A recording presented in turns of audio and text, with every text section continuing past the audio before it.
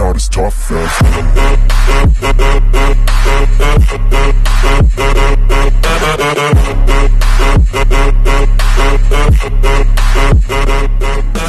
Mega love shoutout po mga ka-Wills lovers ni Wills TV Mix Vlog sa aming pagpapatuloy ng aming vlog dito po sa Katipunan sa church. Yan po dito sa Katipunan, kabababa po namin dito sa LRT dahil nga po bibisitahin namin po ang simbahan kung saan po noong maliit pa ang anak namin si Kay is andito po kami, humingi po kami ng panalangin para po sa kanyang operasyon dati dahil nga po bilateral club po ang anak namin, kaya sinisiguro po namin talaga na yung kumbaga para po sa anak po namin talaga na yun, humingi kami ng panalangin at saka sumulat po kami kay St. Clair o sa Santa Clara Church dahil mayroon po doon mga mailing station na pwede ka po magpadala ng masulat para sa kahilingan ng inyong mga anak. Ayun, sundan po natin ang aking vlog.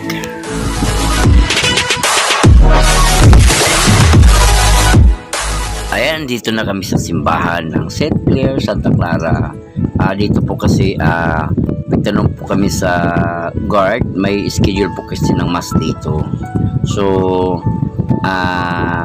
isa yata sa hapon at isa rin sa umaga, kaya itong simbahan na to guys, dinarayo po talaga ito ng karamihan, hindi lang po dito sa Katipunan dahil ang iba nagagaling pa sa ibang lugar talaga, kasi naniniwala po sila na ang Santa Clara or ang St. Clair Church is kumbaga nagbibigay po ng isang himala ayon po sa karamihan po, kasi nga marami na pong natutupad ng mga wishes nila dito sa simbahan. Kaya nakikita natin dito na kahit nawala ng misa, maraming dumarating po ng mga tao para po sa kanilang panalangin. So kami din naman, so matagal na rin po kami bago nakabalik dito dahil noon kasi pag halimbawa papunta kami sa kapatid ko sa Marikina, maraan po talaga kami dito sa simbahan na to. So ayun, noon sumulat kami dito sa St. Clair, dito sa baba kasi mayroon pong kumbaga yung pwede kang pumasok doon sa loob na magsulat at saka ihulog mo rin sa boxes nila para po mapasama sa mga prayers po ng ating Santa Clara. So ito, unang bungad po namin, andito po si Kay sa harapan po ng St. Clair, Santa Clara. Nagdarasal po siya, siguro pinapanalangin niya po talaga, alam ko na pinapanalangin niya yung wish niya at saka yung prayers niya, lalo na po sa yung last third quarter recognition. Siguro alam ko naman pinapanalangin niya talaga yun na mag first honor siya ulit. Yan po, natupad naman po talaga yun. Kahit niya sabihin sa amin, ramdam namin kung ano po yung hinihiling po niya para din sa kanyang kalusugan. So kami din lubos ang pasasalamat namin kay St. Clair, hindi lang po sa aming pamilya kami nag-pray, kundi sa pangkalahatan po na aming pamilya, maging sa ibang tao. Yan po prayers po namin, lalo na po sa aking pinsan na sa Hawaii, hindi na po namin sa kasal na si Manang ni Ay na maging okay na po kanyang kondisyon na makakalakad na po siya ulit para sa kanyang kumbaga sa kanyang yung katawan po niya na makabalik sa normal, dahil kasi ngayon paralisa po yung kalahating katawan niya dahil sa kanyang hinatake po siya ng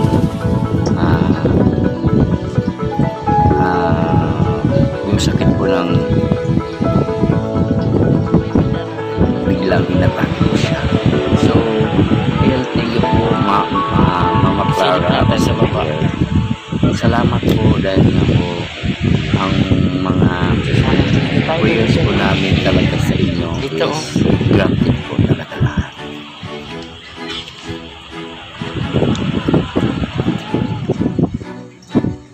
Itong simbahan na to talaga napaka solemn po pag halimbawa pag papasok ka sa loob. Sa ganitong oras kasi wala ka nang marinig na kundi mga tao na andyan po sa loob po ng simbahan. Sa paligid po, ayan po, tuloy-tuloy lang po kasi ang pasok ng mga tao at saka naguhulog po sila ng sulat dun sa baba. Yun po kasi ang nila po ng mga tao na makapag sila na kanilang mga sulat at saka makapag dasal din sila dito sa ating simbahan sa St. Clair. So ganoon din po kami, nilubos-lubos po namin ang aming oras po dito bago kami tumuloy ng Marikina, kasi minsan na lang po kami makakapunta dito, gawa po ng ibang destination na po kami ngayon. Pag weekend kasi diretso kami sa Cavite, sa aming munting tahanan sa Cavite, kasi yun na po kasi ang prioritize namin po na magbibisita. So ganoon pa man, thank you po kasi nakarating po kami dito talaga. Ayan po yung mga imahe ni St. Clair sa labas. So yung pababa po doon sa baba, yun po yung mga healing center andun pa sa baba. Magsulat po kayo doon sa baba. Once ka lang ito pang umaga lang. Pagmasdan po natin, halos wala na pong mga nakaupo sa mga upuan, kasi pag tapos na sila magdasal, lalabas na naman po sila kasi wala pong misa sa ganitong oras po, kasi by schedule lang po kasi yung oras po dito ng kanilang mesa. So medyo nalit na po kami ng dating, kaya sa hapon pa po ang naman 5 PM ata yung start sa hapon ang misa.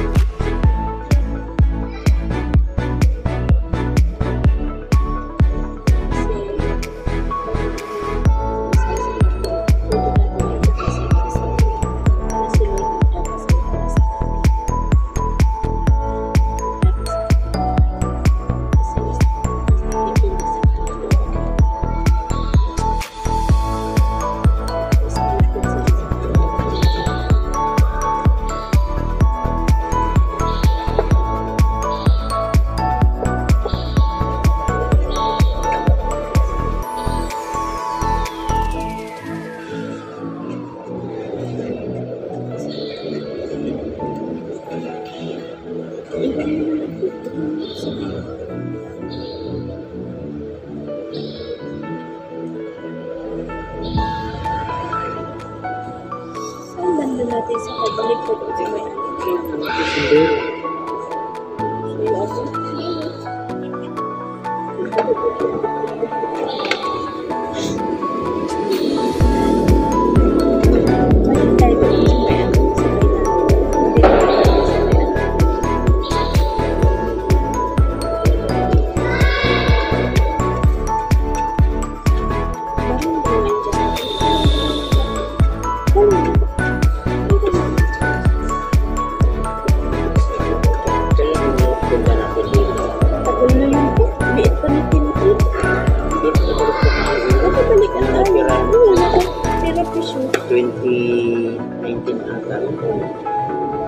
sabi na natin 20, kasi 2020 wala na, pandemic.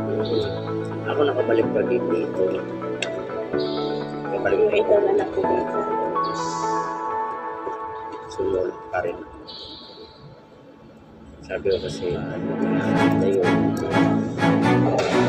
Pumunta yata tayo dito.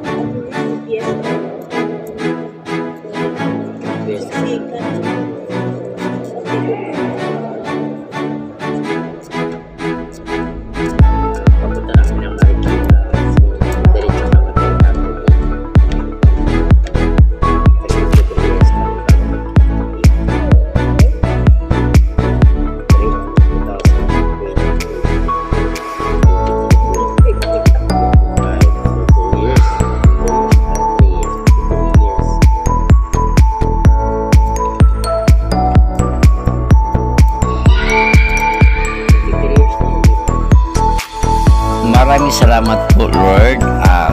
Mama Mary, Santa Clara, yan po. Salamat po sa lahat po ninyo. Maraming salamat po sa lahat po ng aking mga followers. Thank you so much for always supporting my channel po. God bless you all po, and bye! Everybody on the fake shit. I look around and feel like everybody is the fakest. I make this every day and I'm impatient, hoping one day I blow up from the basement. Statement, the top is so vacant. I don't hear shit.